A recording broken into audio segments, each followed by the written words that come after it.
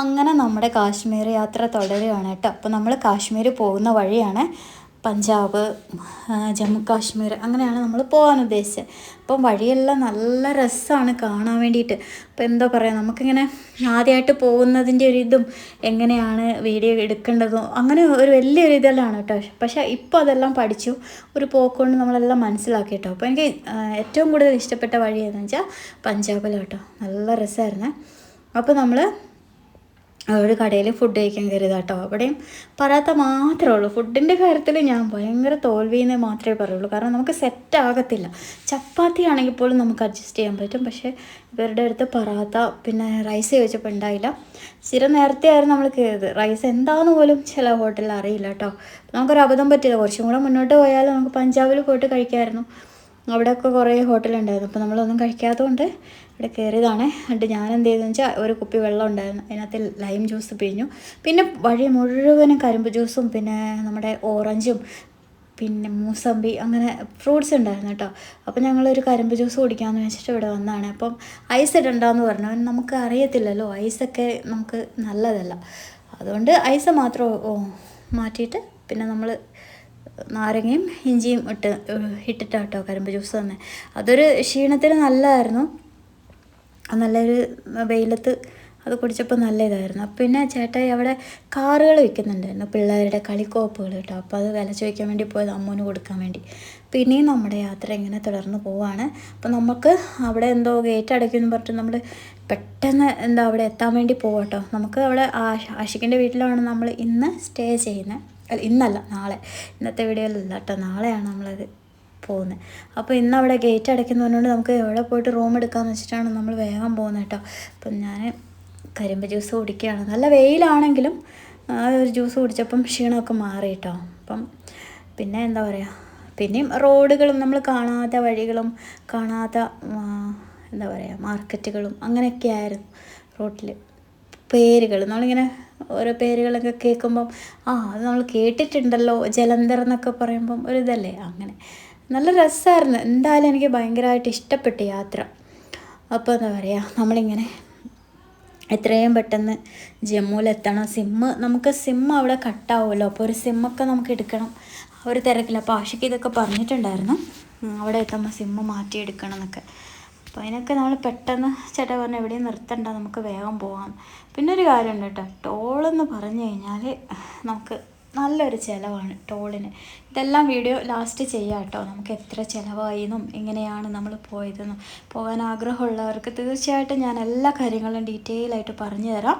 കാരണം ഇപ്പോൾ ഞാൻ ഈ വീഡിയോ എടുക്കുന്നതൊക്കെ എനിക്ക് തന്നെ അറിയില്ല എത്രത്തോളം നല്ലതാണ്. ആദ്യമായിട്ട് പോകുന്നതിൻ്റെ ഒരു ഇതും പിന്നെ എന്താ നമ്മൾ അടിച്ചിളക്കിയാണ് പോകുന്നത് കേട്ടോ, എത്രയും പെട്ടെന്ന് അവിടെ എത്താൻ വേണ്ടി.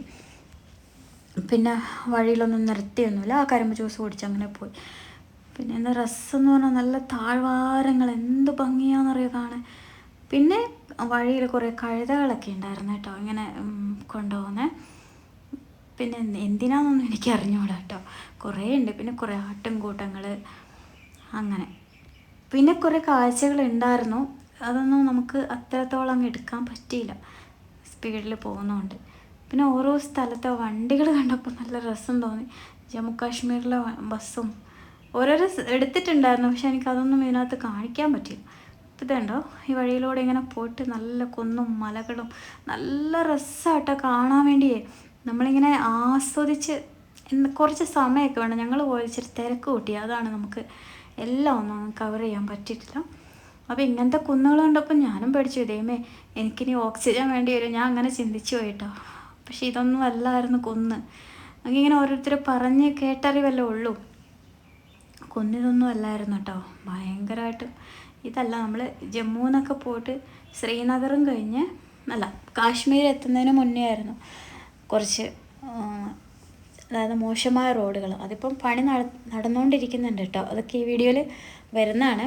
അപ്പോൾ നമ്മൾ ഒരു സ്ഥലത്ത് നിർത്തി. അപ്പോൾ നമുക്ക് കുഞ്ഞൊരു അടുപ്പുണ്ടായിരുന്നു, കട്ടൻ ചായ വെച്ച് കുടിക്കാമെന്ന് വെച്ചു. വഴി നീളമൊന്നും ഞങ്ങൾ നോക്കി എവിടെയെങ്കിലും കയറി ചായ കുടിക്കാൻ പറ്റും. അപ്പം ചേട്ടാ പറഞ്ഞു വേണ്ട, നമുക്ക് പോകാം, എന്തോ ഗേറ്റ് എന്തോ അടയ്ക്കും, പിന്നെ അങ്ങോട്ടൊന്നും പോകാൻ പറ്റില്ല എന്ന് പറഞ്ഞാൽ അങ്ങനെ ഞങ്ങൾ സ്പീഡായിട്ട് പോയതാട്ടോ. പിന്നെ അവിടെ വണ്ടി നിർത്തിയപ്പോൾ നല്ലൊരു ടേബിളൊക്കെ കിട്ടിയിട്ട് നല്ല രസമുള്ളൊരു സ്ഥലം, എന്ത് ഭംഗിയാ അറിയുക കാണാൻ. അപ്പോൾ അവിടെ നിന്ന് ഞാൻ കട്ടൻ ചായ വെക്കുക. ശരിക്കും പറഞ്ഞാൽ ഒരു പാക്കറ്റ് പാല് മേടിച്ചുകൊണ്ട് പോയാൽ മതിയായിരുന്നു. അമൂലിൻ്റെ പാല് കിട്ടുമല്ലോ, അതായാലും മതിയായിരുന്നു. പക്ഷേ തിരക്കൂട്ടിയതുകൊണ്ട് അത് മേടിച്ചില്ല. പിന്നെ കട്ടൻ ചായ വെച്ചു. അവിടുന്ന് നല്ലൊരു എന്താ പറയുക, നല്ല സ്ഥലമാണ്. ഞാൻ അവിടുന്ന് വോയിസ് കൊടുത്ത, പക്ഷേ എന്താ അറിയോ, ഭയങ്കര കാറ്റിൻ്റെ ഇരപ്പ് കൊണ്ടാണെന്നറിയില്ല, അത്ര ക്ലിയർ അല്ലായിരുന്നു കേട്ടോ.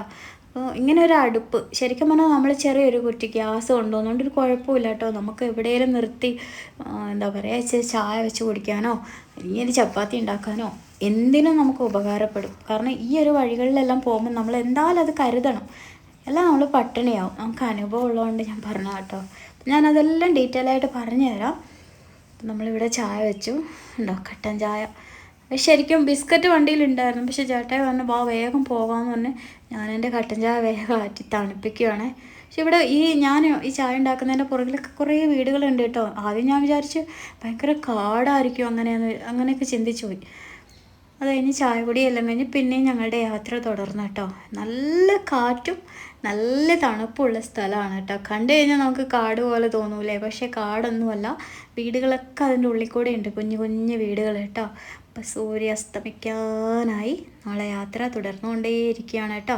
അപ്പം നമുക്ക് അടുത്ത വീഡിയോയിൽ കാശ്മീരി കാഴ്ചകളായിട്ട് വീണ്ടും കാണാം. ടാറ്റാ.